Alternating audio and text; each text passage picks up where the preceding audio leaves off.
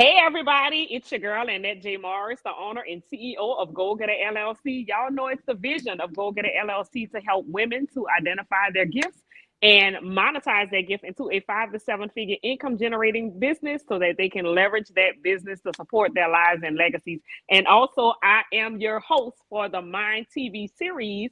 Mind being moving in new directions. So y'all know every week I bring y'all somebody that's very dope.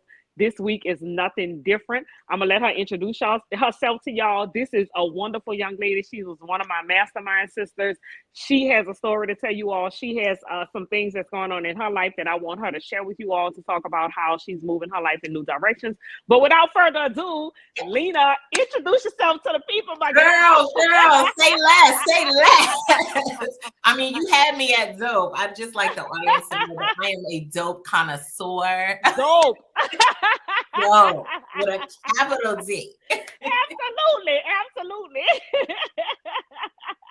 So tell the people who you are. Look, I learned, listen, she was in a mastermind with me already, right? And I knew her through just seeing her in the group in XYZ, but then had the chance to really talk with her at one of our conferences. This is why it's important. Like if you're part of a mastermind, make sure you're attending conferences, retreats, because you get to know people more intimately. And she and I clowned so bad in those few hours. I was like, girl, you are dope in real life. Like I didn't even know it before now, but now I know it. So definitely, well, look, when the opportunity presented itself for her to be on the TV series, I was like, Lena, we got to have you in here. So tell the people who you are.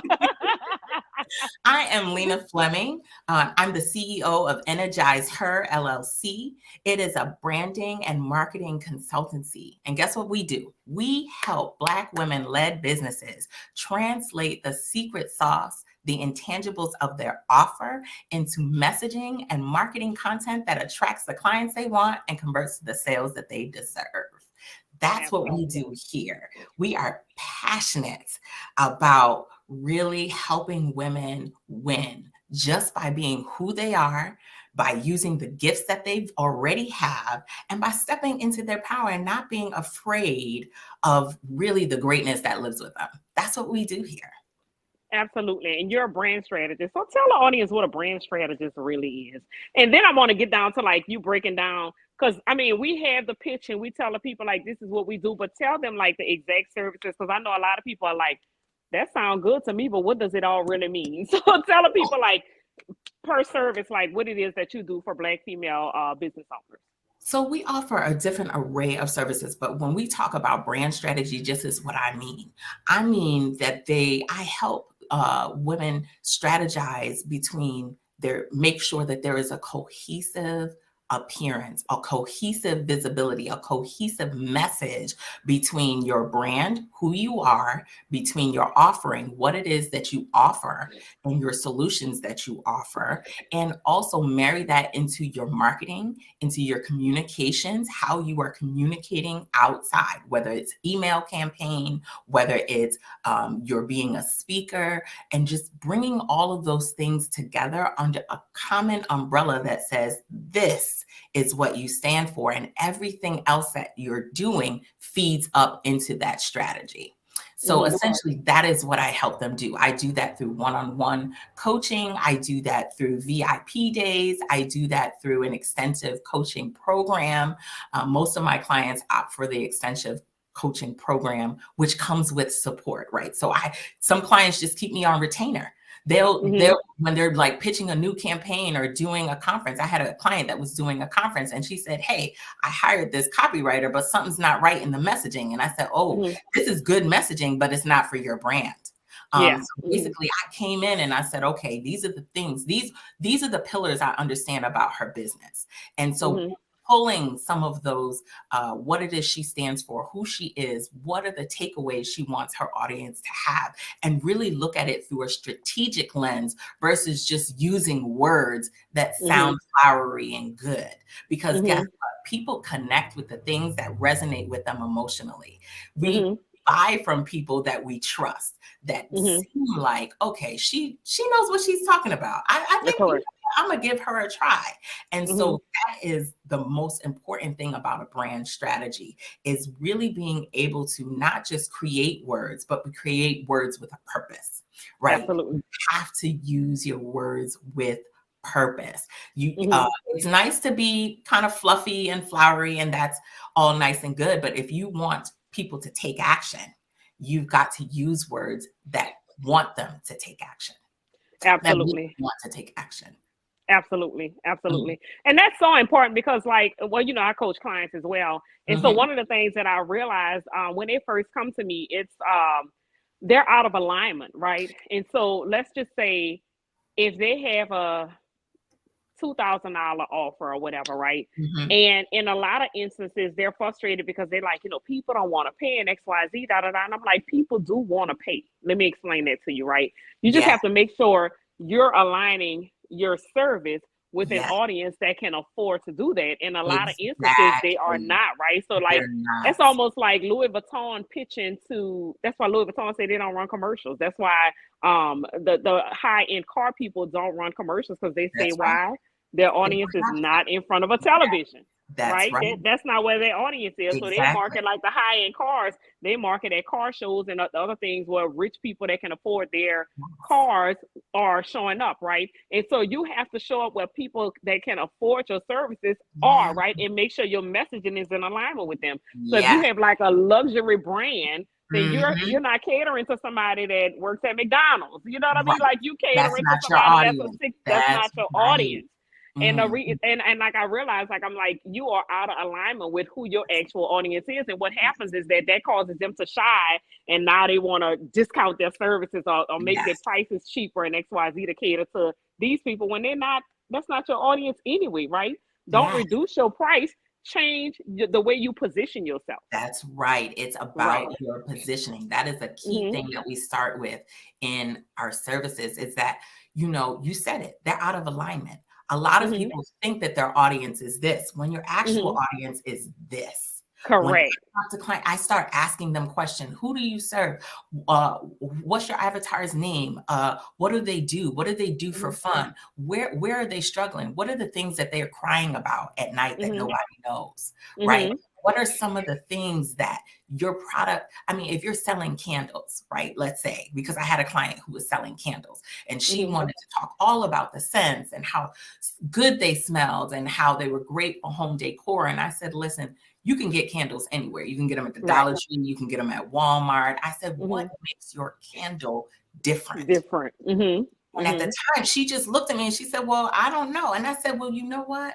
Let's look at it from the standpoint of an emotion. Why did you start creating candles? And she Mm-hmm. said, well, you know what? I found when I had a hard day at Mm-hmm. work, just lighting up a candle that filled the room with a certain fragrance that brought me back to memories of home made me feel secure. And I said, Mm-hmm. that's the message. That's the That message. Mm-hmm. audience. Mm-hmm. You are not selling just candles. You are selling an An experience. experience. Yes. Mm-hmm. Look at that. Right? Because this is it. And so it's about getting them to think outside of, I have a product and this is what the product physically does. But what is the emotional tie? You're not selling a candle, you're selling an experience, you're Correct. selling an encounter, you're selling a feeling of wellness, Mm-hmm. of wholeness, of this. Mm-hmm. You know what? Yes. And so for me, I bought her candles. And what do Right. I do? I'm a candle person. So Mm-hmm. for me, it is about the experience. When I'm having Yeah. a hard day, I will light the candle. I Yes. will dim the lights. I've got my cup of tea. I've got Mm-hmm. my good book. I've got my fuzzy socks. It's a whole Oh, girl, I ritual. love the fuzzy socks. I love fuzzy socks. Yes. It's a whole listen. Fuzzy socks will change your life. Get you Your fuzzy entire socks. life. Okay. Yes, they got bathrobes now. Like Yiddy got a whole What? fuzzy sock. It's called a Pet Me onesie. I'm gonna get one of those. Oh, girl, don't tell It's me made that. out of the same material, so it's As all the like. fuzzy socks. Oh, it got to be nice and comfy, girl. Look, you gonna have me on Amazon when we get off here. I'm gonna say, Lena made me do Listen. it.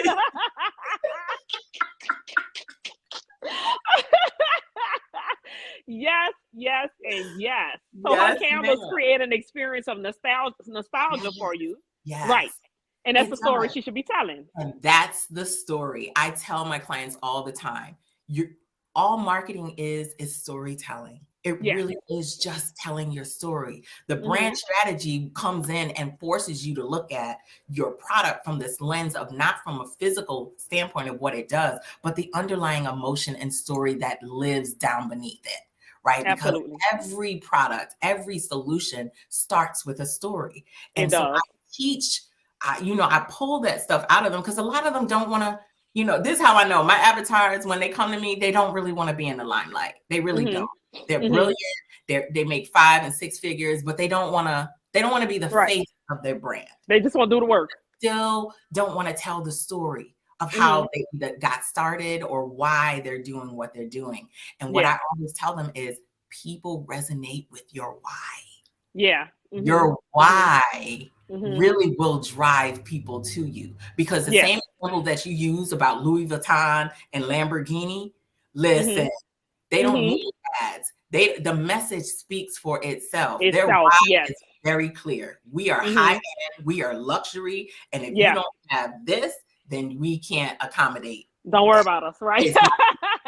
Right, no, just stick with your Lexus. Yeah, it's okay. This ain't the season for us. Don't worry about us. Exactly. Yeah. Mm-hmm. and that's how I try and get them to look at brand strategy, right? It forces you to unpack all of those things that you don't really think are mandatory or even necessary, right? What is the language that you use when you talk about your service? Because the language that you use is going to really appeal to your audience, right? If you're using some of that same language, then you use that in your marketing, use that in your brand messaging, use that in your campaigns, use that in your outreach, because it absolutely matters. And it really gets people to take action. And so one of the things that I think business owners fail to realize is that you really, before you are selling a service or a product, you're selling yourself. Ooh, that's a word. Yeah. So that's why even before you sell a candle, even before you sell an experience with a candle, you're selling yourself, right? So once people know, like, and trust you, right? You can almost sell them anything. Like, she could sell them a candle. She could just sell a pack of wicks, right? And I'm speaking of like your client that's selling the candles. She may sell 12 wicks in a pack or whatever, and people will buy it, right? Because once they know, like, and trust you, they are open to supporting you in absolutely anything that you do, right? And we sell ourselves short, not realizing, because, and this is what I was telling one of my other clients, a lot of times, this wasn't my client, me and my friend were having a talk, and I said a lot of times what happened is that we take our stories for granted, and we take the things that are unique to us for granted as well, because it comes so easily, right? Well, it came so easily. I feel like everybody knows how to do this. Everybody should know that, yes. Everybody don't, right? Because it's not what they are anointed to do. So people really need what you have. They need to hear your story to say, oh, she did this, but she came from here. Then you know what? This is my person. I need to stay connected to her because she can help me to do X, Y, Z, right? But it's not until you start taking it for granted and shortchanging yourself and acting like what you have is just minute and minuscule, and you realize the greatness behind it, that people will start connecting to you. Girl, we are so used to playing small, especially as women. Especially Black women. We're used to shrinking ourselves in different situations, different scenarios, whether it's a job, right? Whether it's from, I used to have a teacher that would say, oh, you just think you know everything, and it's just like, and those kinds of messaging plays in your head because you're like, oh, I don't want to come off like I know. I don't want to come off. But you do. You know a lot. That's the thing. Okay. You do know it, because nobody is going to know your brand like you know your brand. Even if you don't have the wherewithal to translate what it is that you do, don't nobody know you like you know you. That's right. That's right. And it's okay for you to show up and be who you are. Like I tell my clients all the time that I am an introvert. And they're always like, no, you're not. Like I see you on stage. I see you at mics. You doing poetry reads and you doing all this. You're leading these workshops. You're not an introvert. And I go, oh, honey, I am. But yes, I am. Yeah. Big time. 100 to the nth power. And so, and I let them know that. So that when we're having these meetings, I'm like, I just need you to know that over the next couple of days, I'm going to be taking break. And Yeah. I'm going to be writing these things up, and we will regroup in a few days' time, because back to back meetings and 3-hour sessions on Monday, and this, doing, following up. No, we need a schedule and we need a process. But it took time for me to be okay with that, because the business world says, if you want to be a successful business owner, you got to hustle and keep going and keep going and keep going. You got to hustle. You got to do this. You got to do grind. You got to grind. You got to grind. You got to grind. And one, I'll never forget, many years ago, I was sitting in quiet time writing, and God just spoke to me and said, the thing about the grind, he said, you know what happens? Corpses don't grind, they rot. Period. Mm-hmm. And God was just like, there's a time where you gotta push. Yeah. And there's also a season where you just gotta stop. Yeah. Yeah. And where you gotta plan and you've gotta strategize, because this pushing and spinning your wheels will only get you so far. Yeah, absolutely. And so grinding is not the answer. You gotta work smarter, not harder. And that's what I tell my clients. So I'm like, there's a season of hustle, and then there's a season of flow. Like we get into the thing because it is the thing to do now. You know what I mean? It's hustle. Like I chase the bag. We honor and glorify all of that.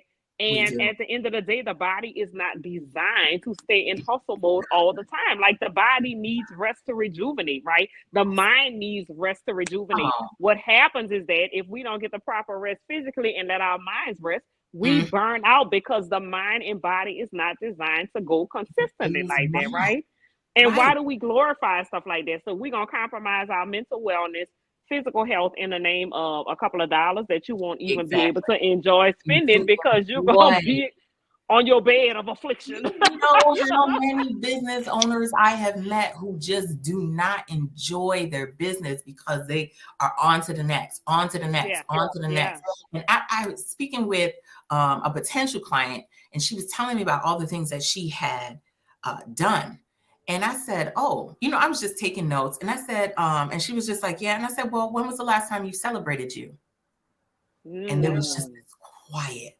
And she said, well, I bought myself a little, cup of Starbucks. And I said, are you aware that you have leaped over 5 mountains in like a single year? Yeah. You just bought yourself a cup of Starbucks. That's it? Yeah. No. I said, no, ma'am. I said, no, ma'am. Absolutely not. Absolutely not. I said, you can't keep going on to the next. I said, because what you're telling yourself is all of these accomplishments that you've done are not worth a celebration. Yeah. You can't do that, because you're at some point, this message is going to catch up to you. Yeah. Yep. It's going to catch up to you, and it will shift the trajectory of what it is you think that you're doing in your business. Yeah. And it will change how you show up for your clients. It'll change how you speak to them. It'll change the solutions that you offer, because your change started here, because you already convinced yourself, and that's not a really big deal. Correct. Yeah, that's a horrible message she's sending herself. Yeah. How did you get into this business? Like, because I know you're still employed, right? Full time? Yes. I recently accepted a new position. I left my employment of 5 years. I had made a plan and a strategy the year before. And I said, listen, until I am ready to make this jump, I need a job that's going to allow me to fund my business. Correct. Fund the training and the things that I'd like to do for myself, like the mastermind. And Correct. I needed to be less stressful than what was happening over here. I needed to be more in alignment with what I do and not be a constant draw on my creativity.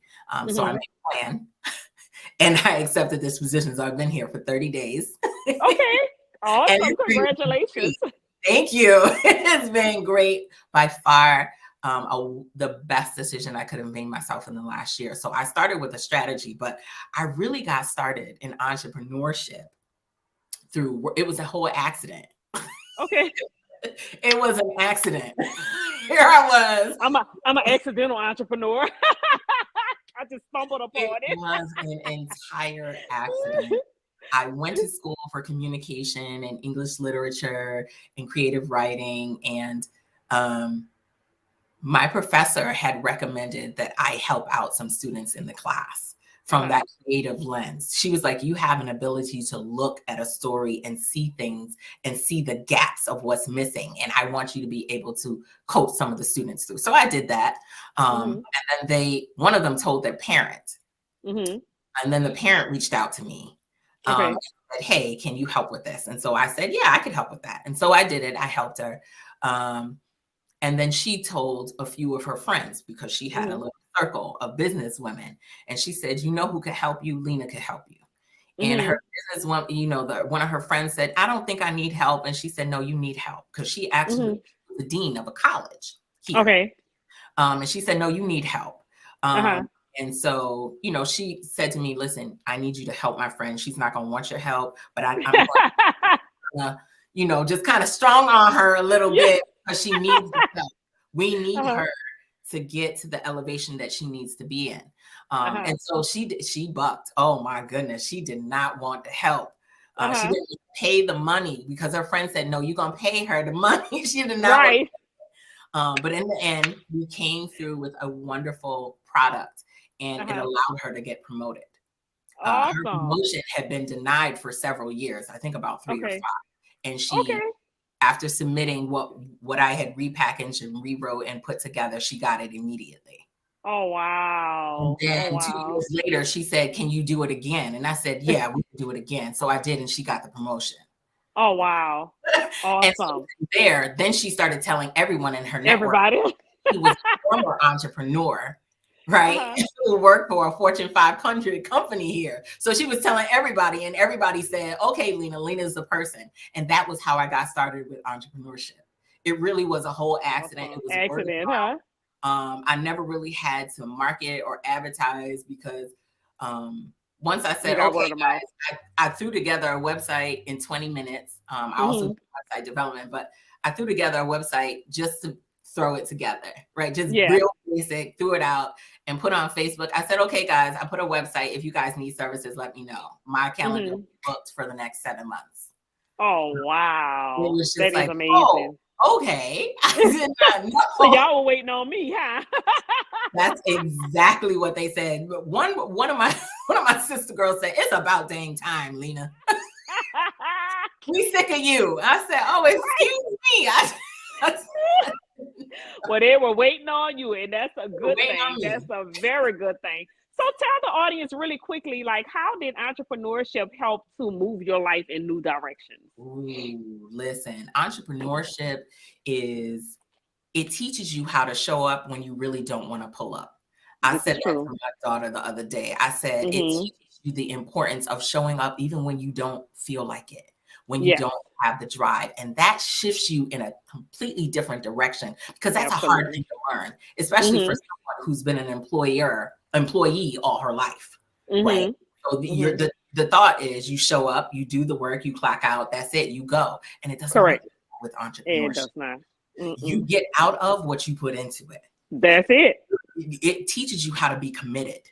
Like, commitment was a new, different kind of thing to me, because I've always been like, I'll do it if I want to. But when I started taking clients and taking money, I realized that my word carried weight.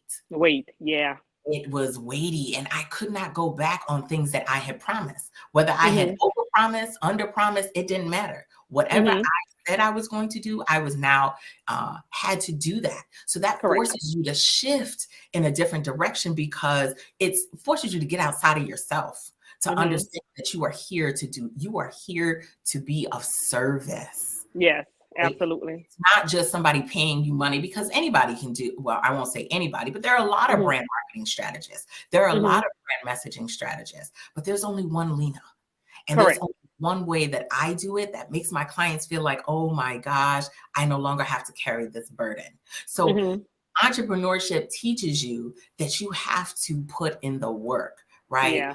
There is a scripture that says faith without works is dead. Right? If you have a vision, but you don't put in any works, that's just an illusion. It's not a vision.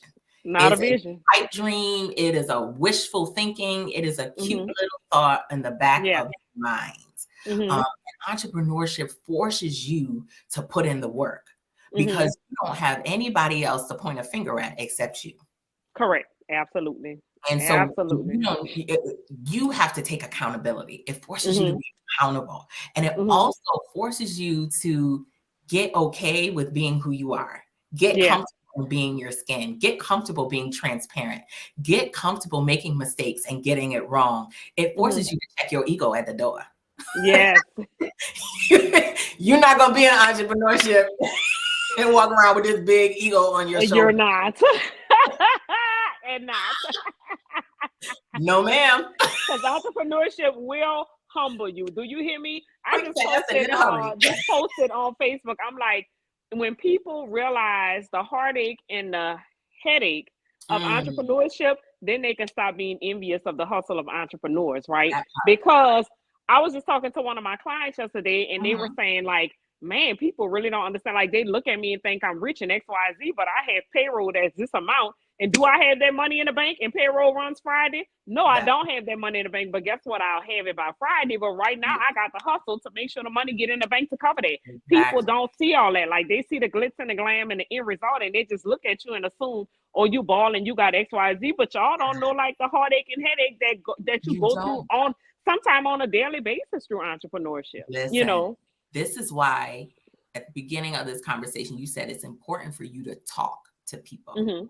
It's important for you because people are going to tell you the story. They're going to give you the behind the scenes. They're going to say, girl, let me tell you. Listen, I struggled for 3 years before my business was profitable. Right. I struggled for X amount of time before I was able to get in a place to do X, Y, and Z. I had to work my job, whether it's a 9 to 5 or a 10 to 2, whatever it was. I had to have a part-time job and do my business until I was able to make the shift, until I was able to jump ship, until I was able to step into a new direction, right? But this is why it's so important to talk to people, because just like what you said, people thought, oh, you balling. Oh, I see you traveling. I'm just like, honey, I budget for that. Okay. I had to have a whole stream of income just to do that. You know what I mean? Yeah, this ain't a ball out. Listen, I have a travel fund that I contribute to every time I get money. I said, absolutely. So if you see me traveling and you see me that I'm balling, hey, I budgeted for that. I budgeted for that. Yeah. This is not some, I'm not out here making it rain nowhere. Okay, at all. And ain't nobody making it rain on me.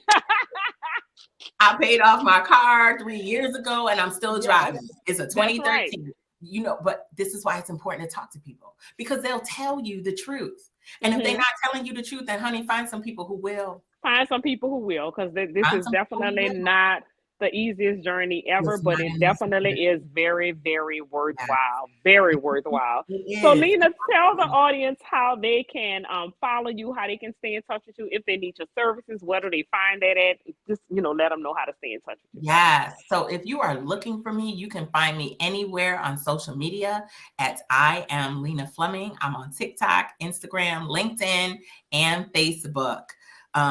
If you're looking for services, you can find me, you can DM me, you can message me. I have all of those things available. I have a website. It's Selena's Right, SELENASWRITE.com. That's still the same website that I threw together in 20 minutes. And so listen, because I'm doing the work, I haven't even had a chance to every time I look at that site, I'm like, Lord, I done changed the logo. I got all these other things. I said, but you know what? People don't care about that. They care about what it is that I bring and what absolutely. It is. So that's where you can find me. You can find me at all of those places. You can DM me, message me, and we could absolutely have a chat. I have clarity calls, right? Because a lot of times when people call me, they just want to be clear. Absolutely. So 15 minutes will change your life. So don't be afraid to reach out. I'm very personable. So that's where they can find me in that. Absolutely. Well, I so appreciate you, my girl, for showing up on today. Thank you so much for joining us. Y'all, thank y'all so much for watching this week. Y'all know we'll be back same time, same place next week on the same station, bringing you another bomb, dope boss. I don't know if it's going to be a male or female, but they're going to be pretty dope. And they'll tell you how entrepreneurship has helped to move their life in new directions. So until next week, See y'all later. Bye-bye. Bye. Bye, guys. Thank you, Lena. Appreciate you, my Thank girl. you so All right. much. All right. Bye-bye.